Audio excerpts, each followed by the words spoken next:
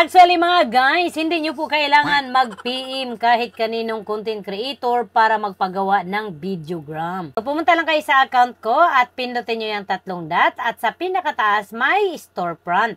Tapos makita nyo yung videogram. And then makikita nyo kung magkano yung babayaran ninyo. Then, get started. So, dito pwede kayo mag-select celebration, Q&A, encouragement, others. So, sample, magpawa kayo ng birthday greetings, anniversary greetings, may mga sineselebrate. So, dito lang kayo sa may celebration. Dito sa may request details, pwede nyong isulat dito kung ano yung gusto ninyong ipagawa. Sample, isulat natin, paki-greet ng asawa ko, birthday niya ngayon. Sana all may asawa. I-tap nyo yung sa baba, request for, then yung price na babayaran ninyo. Then, kailangan nyo nang magbayad niyan. So, siyempre, hindi natin babayaran ito kasi sample lang naman ito. Kapag makapagbayad na po kayo, nakapag-request na kayo sa akin, meron po akong notification na marireceive sa email at dito sa Facebook na kagaya nito. Kapag po may ma-receive ako na ganyan, alam ko po kung sino po yung nag-request sa akin ng videogram. So, pwede ko na pong gawa ng video para isend sa inyo yung nare-request yung video. Hindi na po kayo kailangan mahirapan na mag-PM pa sa mga creator na kagaya ko na hindi naman nagre-reply. Kapag nag-request kayo, makikita ko yan kasi may notification ako na-receive sa email at dito sa Facebook. So, hindi nyo na po kailangan mag-PM dyan kung gusto nyo talagang magpagawa ng videogram.